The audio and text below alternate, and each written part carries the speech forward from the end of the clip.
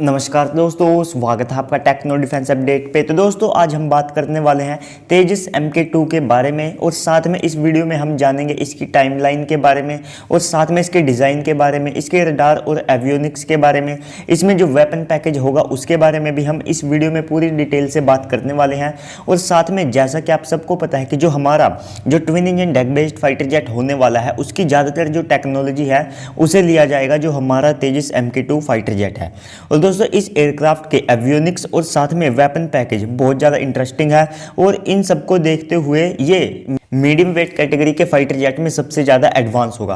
तो दोस्तों सबसे पहले हम बात कर लेते हैं इसकी टाइमलाइन के बारे में। तो देखिए दोस्तों, HAL इस फाइटर जेट के लिए जो रॉ मटेरियल्स होते हैं उनको पिछले साल से जुटाना शुरू कर चुकी थी और इसकी जो मेटल कटिंग है वो पिछले मंथ से स्टार्ट हो चुकी है, यानी कि दोस्तों सीधे अब प्रोटोटाइप पर काम चल रहा है। और साथ में दोस्तों इसका जो पहला प्रोटोटाइप है वो 18 महीने में बनकर तैयार होगा। अगले साल अगस्त के मंथ में जो इसका पहला प्रोटोटाइप है उसे रोल आउट कर दिया जाएगा और 2023 में वो अपनी पहली उड़ान भरेगा। इसके बाद इसके अलग अलग टेस्ट होंगे और इसकी टेस्टिंग में बहुत ज़्यादा कम समय लगेगा, क्योंकि दोस्तों इसमें एकदम रिफाइन और साथ में टेस्टेड जो टेक्नोलॉजी है वो लगेगी। जैसे कि इसमें जो AESR रडार का हम यूज़ करने वाले हैं उसे हम तेजस Mark 1A में टेस्ट कर चुके होंगे। और दोस्तों इसके बाद इसका जो IRST सिस्टम है उसे हम जो हमारा सुपर सुखोई प्रोग्राम है उसके तहत हमारा जो सुखोई 30 MKI है उसके अंदर यूज़ कर रहे होंगे, यानी कि उसके जितने भी टेस्ट है वे कंप्लीट हो चुके होंगे। और दोस्तों इसके बाद जो HAL के चेयरमैन है उन्होंने साफ कर दिया है कि इसका जो प्रोडक्शन है वो 2025 से स्टार्ट कर दिया जाएगा, जिसके पूरे चांसेस है। क्योंकि दोस्तों अब जो HAL है वो भी पूरी तरह से जैसे कि हमारे DRDO काम करती है उसी की तरह काम कर रही है, वे पूरी जी जान लगा रही है। आपने ये इसका जो प्रभाव है वो आप एरो इंडिया 2021 में भी देख चुके हैं। तो दोस्तों अब हम बात कर लेते हैं इसके डिज़ाइन के बारे में। तो देखिए दोस्तों ये एक 17,500 किलोग्राम का मीडियम वेट कैटेगरी का फाइटर जेट होने वाला है, जिसमें टारगेटिंग पोड IRST सिस्टम ना होकर के इसमें एक फिक्स्ड IRST सिस्टम होगा। जैसे कि आप सबको पता है कि जो F-15 है उसके अंदर जो IRST सिस्टम है उसे एक पोड पर लगाया जाता है और एक डेल्टा विंग डिज़ाइन का ये फाइटर जेट होने वाला है, जिससे ये स्टेबल फाइटर जेट होगा। हालांकि जो डेल्टा विंग डिज़ाइन होता है ये मैनूवर्स को परफॉर्म करने में थोड़ी सी प्रॉब्लम देता है, तो इसके लिए इसमें जो कनार्ड्स है उनको भी ऐड किया गया है और ये क्लोज्ड कनार्ड होंगे ताकि इसका जो सामने से RCS है वो भी कम हो, जो कि पहले अवॉइड किए जा रहे थे कि पहले का डिज़ाइन था उसमें जो कनार्ड्स है उनको अवॉइड किया जा रहा था, लेकिन बाद में जो मैन्योरेबिलिटी है उसको देखते हुए जो कनार्ड्स हैं और साथ में जो क्लोज्ड कनार्ड्स हैं उनको ऐड किया गया है। लेकिन अब ये डॉग फाइट में और ज़्यादा अच्छा परफॉर्म कर सकेगा और इसके बाद मिड एयर रिफ्यूलिंग के लिए इसमें प्रोब होगी, तो इससे बड़ी आसानी से इसे मिड एयर में भी रिफ्यूल किया जा सकेगा। इससे इसकी जो रेंज है वो भी और ज़्यादा इंक्रीज होगी और सबसे बड़ी बात ये F-35 की तरह फोल्डेबल होगी, जो कि सामने से इसका जो RCS है उसको कम करेगी। साथ में दोस्तों जो हमारा पायलट है उसको सामने का एकदम करेक्ट और साथ में एक वाइड व्यू मिलेगा, ये किसी भी तरह की जो हमारा पायलट है उसके सामने नहीं आएगी। और ये एक सेमी स्टेल्थ एयरक्राफ्ट होने वाला है, तो इसके लिए इसके ऊपर जो स्टेल्थ मटेरियल्स है उनका भी इस्तेमाल किया जाएगा ताकि इसका RCS और ज़्यादा कम हो। और इसमें जनरल इलेक्ट्रिक्स के F414 इंजन लगेंगे, जो कि 98 किलोन्यूटन की जो थ्रस्ट है वो जनरेट करता है। और दोस्तों हालांकि जनरल इलेक्ट्रिक्स भारत को 116 किलोन्यूटन वाले F414 400 इंजन को भी ऑफर करने के लिए पूरी तरह से रेडी है। तो दोस्तों अब इसकी थोड़ी सी स्पेसिफिकेशंस के बारे में जान लेते हैं। तो देखिए दोस्तों इसकी जो फ्यूल कैपेसिटी है तो उसमें ये 3,400 किलोग्राम का जो फ्यूल है उसे अपने इंटरनल टैंक्स में कैरी कर सकेगा। और इसके बाद अगर इसमें 3 और ड्रॉप टैंक्स का इस्तेमाल किया जाता है तो ये 7,100 किलोग्राम तक का जो फ्यूल है उसे कैरी कर सकेगा। और इसकी जो स्पीड है वो 2 मैक होगी और इसके साथ इसकी जो रेंज है वो 2,500 किलोमीटर तक होगी। और कॉम्पैक्ट रेंज तो देखिए दोस्तों इसकी जो कॉम्पैक्ट रेंज है वो 1,500 किलोमीटर तक होगी। और इस मामले में ये लगभग राफेल सुखोई Su-35 और साथ में जो MiG-35 है इनकी टक्कर का होगा। आप कहेंगे कि कैसे? तो देखिए दोस्तों ये ट्विन इंजन एयरक्राफ्ट है, जबकि हमारा जो तेजस MK2 है ये है सिंगल इंजन। तब भी इसकी जो कॉम्पैक्ट रेंज है वो है 1,500 किलोमीटर, जबकि MiG-35 की केवल 1,000 किलोमीटर है। और इसके बाद जो सुखोई Su-35 है उसकी रेंज जो कॉम्पैक्ट रेंज है वो है 1,600 किलोमीटर और राफेल की है 1,850 किलोमीटर। इनमें राफेल की तो अच्छी है इससे, लेकिन फिर भी सिंगल इंजन एयरक्राफ्ट होने के नाते ये बहुत ज़्यादा अच्छी परफॉर्मेंस देगा। तो दोस्तों इसके बाद बात करें सर्विस सीलिंग की, तो इसकी जो सर्विस सीलिंग है वो होगी 50,000 फीट, और साथ में ग्रेविटेशनल फोर्स की बात करें तो ये +9G तक के जो मैनूवर्स है उन्हें कर सकेगा। और दोस्तों जबकि जो पाकिस्तान का यूनिवर्सल एयरक्राफ्ट है वो तो केवल 8G से कम के मैनूवर्स पर भी उसके जो पार्ट्स हैं वे क्रैक होने लगते हैं, हालांकि हम कंपेयर किससे कर रहे हैं। तो दोस्तों अब हम बात कर लेते हैं डिज़ाइन के बाद जो एवियोनिक्स और साथ में इसके रडार हैं। तो सबसे पहले तो इसमें भारत का स्वदेशी बनाया हुआ उत्तम AESA रडार लगेगा, जिसे एरो इंडिया में भी शोकेस किया गया था। तो इसमें 250 किलोमीटर की रेंज होगी। साथ में दोस्तों ये गैलियम नाइट्रेट पर based active electronically scanned array radar होगा, जिसे आज की तारीख में सबसे ज़्यादा एडवांस माना जाता है, जो गैलियम नाइट्रेट पर बेस्ड होते हैं। और दोस्तों इसके बाद ये जो 83 तेजस मार्क 1A की जो डील है उसमें जो लास्ट के 53 एयरक्राफ्ट होंगे उनमें भी ये जो हमारा 250 किलोमीटर रेंज वाला AESA रडार है इसी का इस्तेमाल किया जाएगा। और अगर आप तेजस मार्क 2 की टाइमलाइन को देखते हैं तो देखिए दोस्तों उस समय तक भारत जो उत्तम AESA मार्क 2 है उसे भी तैयार कर लेगा, जिसमें RBE2 से ज़्यादा TR मॉड्यूल्स होंगे। और ये जो RBE2 है ये राफेल में इस्तेमाल किया जाता है और उसकी रेंज भी इससे बहुत ज़्यादा होगी। और दोस्तों जो भारत के पास मौजूदा उत्तम AESA मौजूद है इसके टेस्ट चल रहे हैं और इसकी रेंज भी 250 किलोमीटर तक है, जबकि राफेल के अंदर जो AESA रडार लगा है उसकी रेंज 180 किलोमीटर तक है। और अगले साल से सारे टेस्ट कंप्लीट करके ये मास प्रोडक्शन के लिए रेडी हो चुका होगा और ये इजरायली रडार से भी बेटर होगा, जिसे हम अभी तेजस में इस्तेमाल करते हैं। तो दोस्तों इसके बाद इसमें लगेगा IRST सिस्टम। तो देखिए दोस्तों इसमें BEL का यानी कि भारत इलेक्ट्रॉनिक लिमिटेड का IRST सिस्टम लगाया जाएगा, जो कि लगभग 90 से 100 किलोमीटर की रेंज के साथ आएगा।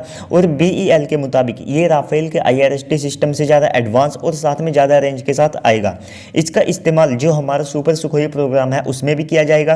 और दोस्तों जो IRST सिस्टम होता है इसका मेन काम ये होता है कि किसी भी फाइटर जेट की जो गर्मी होती है, जो हीट जनरेट करता है उसका इंजन, तो ये उससे किसी भी फाइटर जेट को ट्रैक करता है, जो कि डॉग फाइट के दौरान बहुत ज़्यादा काम आता है। और इसके बाद इसमें मिसाइल अप्रोच वार्निंग सिस्टम का भी इस्तेमाल किया जाएगा, जिससे इसकी जो फाइटिंग कैपेबिलिटी है वो काफ़ी हद तक बढ़ जाएगी। और दोस्तों IRST सिस्टम और साथ में जो मिसाइल अप्रोच वार्निंग सिस्टम है इनसे जो डॉग फाइट है उसमें जो फाइटर जेट है उसको काफ़ी मदद मिलती है, यानी कि इनकी बहुत ज़्यादा अहम भूमिका रहती है। और इसके बाद इसमें DRDO का सेल्फ प्रोटेक्शन जैमर यूज़ किया जाएगा, जिसे हम सुपर सुखोई में भी इस्तेमाल करने वाले हैं। जैसे कि मैंने आपको बताया था कि इसमें एकदम टेस्टेड टेक्नोलॉजी लगने वाली है।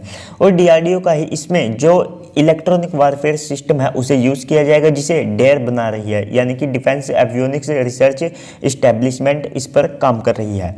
और दोस्तों इसके बाद इसमें next generation wide area multifunctional display का इस्तेमाल किया जाएगा, जो इसका कॉकपिट होगा। और इसके अलावा इस कॉकपिट में जो साइड माउंटेड कंट्रोल स्टिक है उसका इस्तेमाल किया जाएगा। और इसे जो HAL है वो इस एरो इंडिया में भी शो कर रही है, ये जो इसका आर्टिफिशियल इंटेलिजेंस से लैस होने वाला जो कॉकपिट है।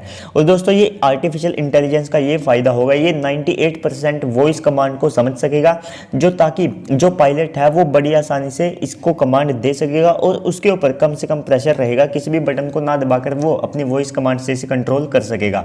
साथ में दोस्तों पायलट को इसमें जो कलरफुल डिस्प्ले है वो भी प्रोवाइड कराया जाएगा, जिससे ये तेजस मार्क 2 की हर परफॉर्मेंस को दिखाएगा। और इसके बाद ये जो कॉकपिट है ये आर्टिफिशियल इंटेलिजेंस इन्फ्यूज्ड कॉकपिट होगा, जिससे एक वाइड एरिया का व्यू मिल सकेगा, जो कि डॉग फाइट के दौरान और साथ में जो नॉर्मल लैंडिंग होती है उसके समय बहुत ज़्यादा काम आएगा। और दोस्तों इसके बाद इसमें HAL का और साथ में जो BEL है यानी कि भारत इलेक्ट्रॉनिक लिमिटेड, इनका DFCC सिस्टम का भी इसमें इस्तेमाल किया जाएगा। इसके साथ विंगमैन भी इसके साथ होगा, जो इसे कम्युनिकेशन और साथ में और ज़्यादा सिक्योर डाटा प्रोवाइड कराएगा। और इसका जो डाटा लिंक है वो बहुत ज़्यादा एडवांस होगा, जिससे ये नेवल आर्मर्ड और साथ में जो एयरफोर्स के एसेट्स होते हैं उनके साथ कम्युनिकेट कर सकेगा। तो दोस्तों अब हम बात कर लेते हैं इसके जो वेपन पैकेज है वो बहुत ज़्यादा इंटरेस्टिंग होगा, जैसे कि मैंने आपको इस वीडियो के स्टार्टिंग में ही बताया था। तो इसमें भी राफेल की तरह 11 हार्ड पॉइंट होंगे, लेकिन भारत इसे मिराज 2000 की कैटेगरी का फाइटर जेट बना रहा है और ये सिंगल इंजन भी है। तो इस कारण से इसकी जो वेपन पेलोड कैपेसिटी है वो राफेल जितनी नहीं होगी। जो राफेल की है वो लगभग 8000 से थोड़ी सी ज़्यादा है, जबकि इसकी 6500 किलोग्राम होगी। तो अगर देखा जाए सिंगल इंजन एयरक्राफ्ट होने के नाते तो ये बहुत ज़्यादा सही है। तो इसमें सबसे पहले तो अस्त्रा मार्क 1 का इस्तेमाल किया जाएगा, जिसकी रेंज 110 किलोमीटर तक है। इसके बाद अस्त्रा मार्क 2 जिसकी जिसकी रेंज 160 किलोमीटर है, और DRDO के 100 बॉम्ब जिनकी रेंज 100 किलोमीटर है। हालांकि दोस्तों इस तरह के बॉम्ब्स का जो यूज़ है उसे हम विंगमैन में भी करने वाले हैं, और ये जो बॉम्ब है इनकी जो रेंज है वो फिक्स नहीं होती है। अगर आप इन्हें जितनी हाइट से छोड़ेंगे तो इनकी रेंज उतनी ज़्यादा इंक्रीज होगी। ये इस तरह के कॉन्सेप्ट पर काम करते हैं, और मैंने एमका के ऊपर एक डिटेल्ड वीडियो बना रखी है, तो उसमें मैंने इसके बारे में भी समझाया है। तो दोस्तों इसके बाद इसमें रुद्रम सीरीज की 1, 2 और साथ में 3 मिसाइल लगेगी, जिनकी रेंज 100 से 250 किलोमीटर तक होगी। और इसके बाद इसमें टारगेटिंग पोड होगा, जिसके ऊपर ये जो इलेक्ट्रॉनिक वारफेयर सूट है उसको भी कैरी कर सकेगा, और इसमें कैट्स हंटर का भी इस्तेमाल किया जाएगा। और साथ में जो कैट्स अल्फा सिस्टम है जिनकी रेंज लगभग 200 किलोमीटर तक होने वाली है विद स्वार्म ड्रोन के साथ, तो उनका भी इसमें इस्तेमाल किया जाएगा। और लेजर गाइडेड बॉम्ब्स और साथ में जो स्पाइस 2000 है उनका इस्तेमाल किया जाएगा। और इसके बाद ये लगभग 3 की क्वांटिटी में जो फ्यूल टैंक्स है उनको कैरी कर सकेगा। और दोस्तों इसके बाद इसमें अस्त्रा IR का भी इस्तेमाल किया जाएगा, जिसकी रेंज 40 से 50 किलोमीटर तक होने वाली है। तो दोस्तों हालांकि इसका जो वेपन पैकेज है वो फ्रीज कर दिया गया था, लेकिन बाद में इसमें जो स्कैल्प मिसाइल है उसको भी ऐड किया गया, और साथ में कैट्स हंटर और अल्फा सिस्टम को भी और ब्रह्मोस NG को भी इसमें ऐड किया गया है।